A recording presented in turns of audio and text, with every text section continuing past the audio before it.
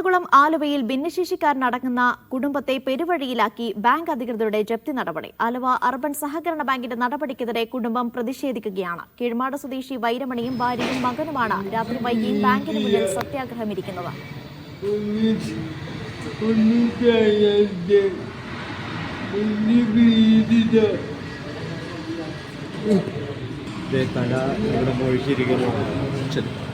തല പൊഴിച്ചിരിക്കുന്നു. അപ്പോൾ തല അടിച്ച് വൈകുന്നേരം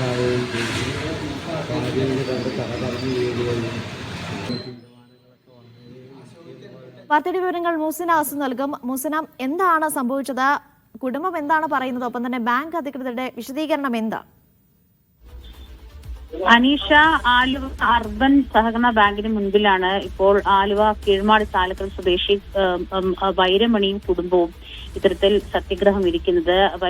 സൂചിപ്പിച്ചതുപോലെ തന്നെ ഭിന്നശേഷിക്കാരനായ ഒരു മകനാണ് വൈരമണിക്ക് ഉള്ളത്. ആലുവ അർബൻ സഹകരണ ബാങ്കിൽ നിന്നും 8 വർഷം മുൻപാണ് വൈരമണി 10 ലക്ഷത്തോളം രൂപ വായ്പ എടുത്തത്. അത് 9 ലക്ഷത്തോളം രൂപ വായ്പ തിരിച്ചടച്ചു എന്നാണ് വൈരമണി പറയുന്നത്. പലിശ അടക്കം വീണ്ടും 8 ലക്ഷത്തോളം രൂപ അടയ്ക്കാനുണ്ടെന്ന് കാണിച്ച് ബാങ്ക് അധികൃതർ നോട്ടീസ് നൽകിയിരുന്നു. പിന്നീടാണ് ഇന്ന് രാവിലെ പോലീസ് സഹായത്തോടെ കുടുംബത്തെ പുറത്താക്കി വീട്ടു സാമഗ്രികൾ പുറത്തിട്ട് വീട് ജപ്തി നടത്തിയത്. വീട് മുദ്ര വെച്ച് ജപ്തി നടപടികൾ പൂർത്തിയാക്കിയത്.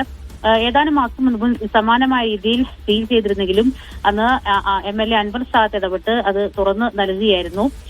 2017 വായ്പ എടുത്തിരുന്ന വീരമണി 2020 ശേഷം മുതലോ പലിശയോ തിരിച്ചടച്ചിട്ടില്ലെന്നും ഇത് ഇടപെട്ടവരെല്ലാം ബോധ്യപ്പെടുത്തിയിട്ടുള്ളതാണ് എന്നാണ് ബാങ്ക് അധികൃതരുടെ വിശദീകരണം. പക്ഷേ ഇപ്പോൾ ഈ ഒരു കുടുംബം എവിടെ പോകുമെന്നൊരു ചോദ്യം മുൻപിലുണ്ട്. പക്ഷെ ഈ വൈരമണി പറയുന്നത് ഈ പണം വലിയൊരു തുക അടച്ചിട്ടുണ്ട് എന്നുള്ളതാണ്. എന്താണെങ്കിലും അധികൃതരുടെ ഇടപെടൽ ആവശ്യം ഉണ്ട് എന്നുള്ള കാര്യവും അതുപോലെ തന്നെ ഈ നടപടി പിൻവലിക്കണം എന്നാവശ്യപ്പെട്ടുമൊക്കെ തന്നെയാണ് ഈ കുടുംബം ഇപ്പോൾ ഇത്തരത്തിൽ സത്യാഗ്രഹം ഇരിക്കുന്നത്. പ്രത്യേകിച്ച് നമുക്ക് ആ ദൃശ്യങ്ങളിൽ കാണാം, ഭിന്നശേഷിക്കാരനായ ഒരു ഏക മകൻ മാത്രമാണ് ഈ വൈരമണിക്കുള്ളത്. കൂലിപ്പണിക്കാരനാണ്.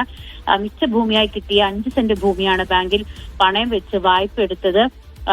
അതുകൊണ്ട് തന്നെ ഈ ഭിന്നശേഷിക്കാരനായ മകനെയും കുടുംബത്തെയും പുറത്താക്കി വീടടച്ചതോടെ എങ്ങോട്ട് പോകുമെന്നുള്ളൊരു ചോദ്യം ഇവർക്ക് മുന്നിലുണ്ട്. അതുകൊണ്ടാണ് ഇത്തരത്തിൽ ഈ ബാങ്കിന് മുന്നിൽ തന്നെ ഇത്തരത്തിലൊരു സമരവുമായി ഈ കുടുംബം രംഗത്തെത്തിയിരിക്കുന്നത്. എന്താണെങ്കിലും അധികൃതരുടെ ഇടപെടൽ കാത്താണ് ഈ കുടുംബം ഈ നിലവിൽ ഇത്തരത്തിലുള്ള സമരവുമായി മുന്നോട്ട് പോകുന്നത്. നീഷ.